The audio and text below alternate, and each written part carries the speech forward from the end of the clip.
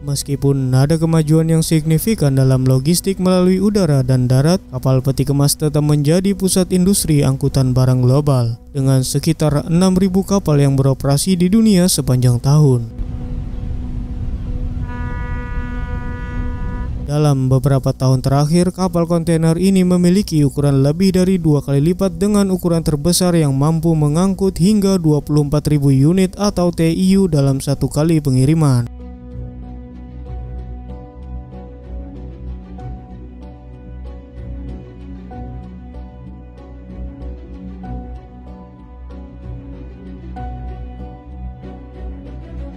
Meskipun kapal kontainer memiliki sistem interlocking berteknologi tinggi untuk mengamankan setiap tumpukan kontainer, tidak jarang beberapa kontainer mereka terjatuh di laut. Jumlah rata-rata tahunan kontainer yang hilang di laut mencapai sekitar 1.400 unit. Pada tahun 2020 saja, hampir 2.700 kontainer hilang akibat laut yang ganas karena badai dan angin kencang.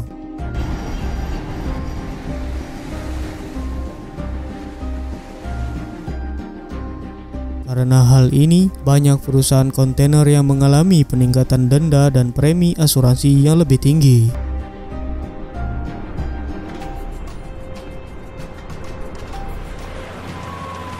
Para ahli mengaitkan peningkatan drastis dalam kehilangan muatan ini dengan desain kapal kontainer yang lebih kaku, penyimpanan kontainer yang tidak tepat, dan langkah-langkah pemangkasan biaya yang membuat pemilik kapal untuk melakukan pemuatan berlebih. Tergantung pada kondisi insiden dan barang-barang yang disimpan di dalam kontainer ketika hilang di laut.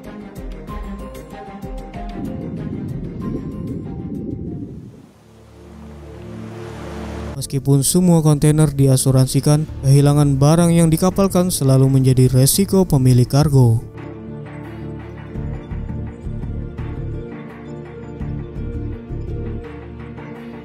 Selain itu, jika sejumlah besar kontainer yang membawa bahan berbahaya terjatuh di laut, operasi penyelamatan segera dilakukan.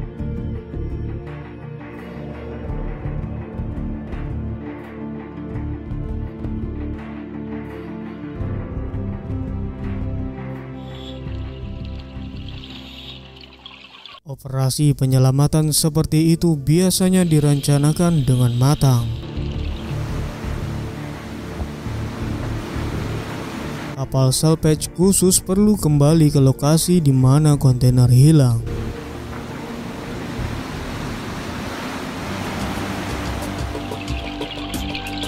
Untuk menemukan lokasi yang tepat bisa menjadi proses yang sangat sulit, bahkan dengan perangkat pelacakan GPS.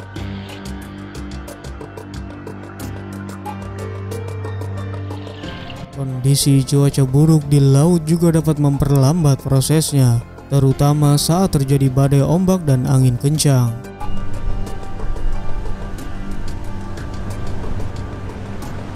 ROV pertama kali dikerahkan untuk menemukan tempat yang tepat di mana kontainer terjatuh. Dalam banyak kasus, telah terjadi infiltrasi yang signifikan oleh kehidupan laut yang dapat menutupi kontainer dari pandangan. ROV sangat diperlukan dalam kasus seperti ini.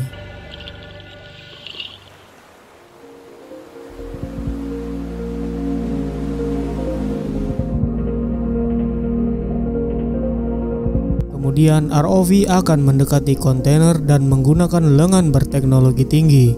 Mereka kemudian dapat memasang rantai di kontainer ini dan mengangkat kontainer yang ditemukan.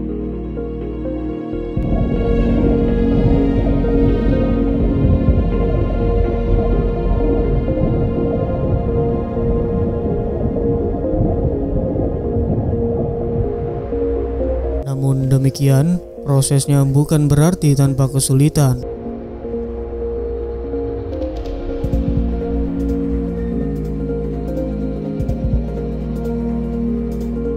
Kontainer ini dibuat dengan daya tahan tinggi karena terbuat dari lembaran baja yang sangat tahan lama dan melalui proses fabrikasi yang sangat baik.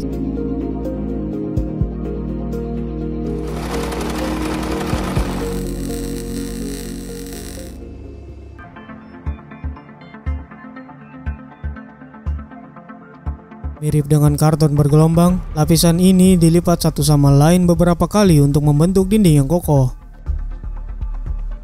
Yang semuanya dipasang pada rangka baja yang dilas yang terbuat dari 4 rel samping untuk rel ujung dan tiang sudut dari baja tebal.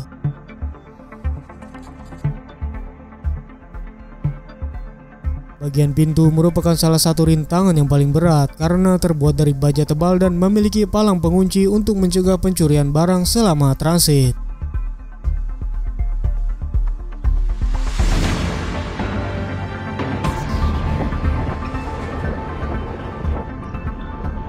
Tentu saja produk kering bukan satu-satunya bahan yang dikirim.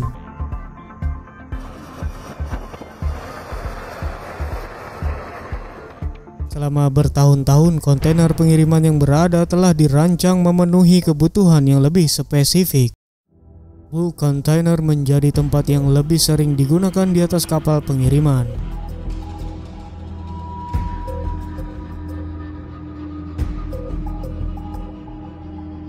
Kontainer khusus ini dirancang untuk menahan tekanan yang luar biasa dalam mengangkut muatan berat dan komponen besar lainnya.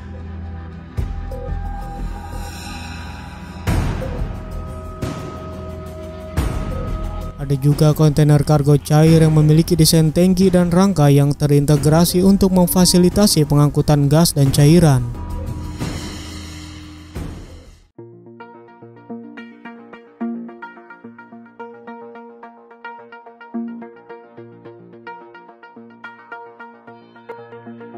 Kontainer umum lainnya yang dirancang untuk mengangkut kendaraan dan yang memiliki unit pendingin untuk mengawetkan barang yang mudah rusak dalam jarak jauh.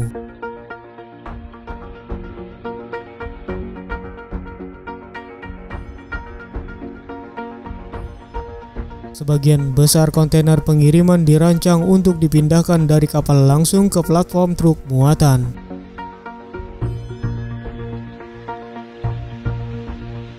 Hal ini sangat mengurangi waktu dan biaya pemosisian dan penyimpanan peti kemas di gudang pelabuhan sebelum pengambilan. Pelabuhan pengiriman menggunakan derek besar yang dirancang khusus untuk menangani kontainer pengiriman. Dilengkapi dengan cabang di setiap sudut yang dapat mengunci lubang rangka kontainer sehingga memberikan pegangan yang kuat. Setelah itu, kontainer dapat ditempatkan ke truk sementara.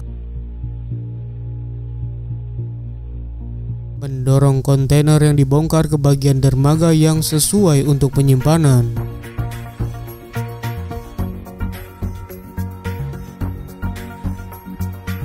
Di sini mereka akan dipindahkan dengan derek gantri lain atau dengan forklift.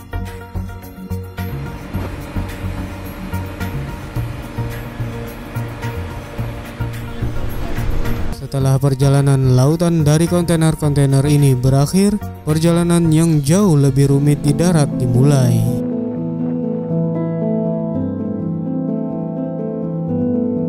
Meskipun truk sering digunakan untuk memindahkan kargo ke tujuan akhir, truk terbukti lambat dan lebih mahal.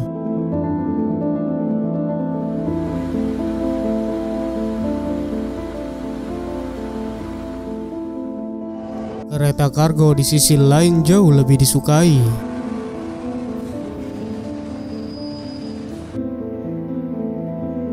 Peti kemas diangkut ke tempat lain penumpukan di mana mereka dimuat ke kereta kargo yang sedang menunggu dengan menggunakan derek.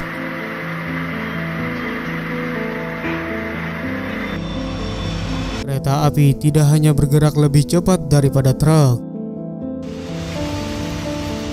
Mereka juga membawa ratusan kontainer sekaligus. Sebagai perbandingan, transportasi peti kemas langsung yang sebenarnya adalah $70 per ton dan melalui jalan darat dengan truk adalah $215 per ton. Menggunakan kereta api dibandingkan dengan truk dapat memangkas biaya transportasi bagi pemilik barang berukuran besar yang diangkut dalam kontainer.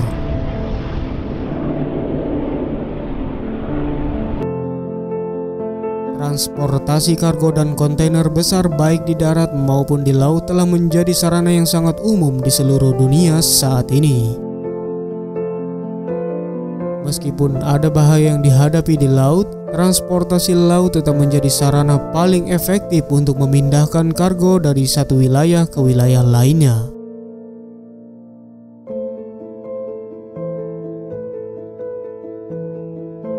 Dan inilah akhir dari video ini. Tunggu kami di episode berikutnya.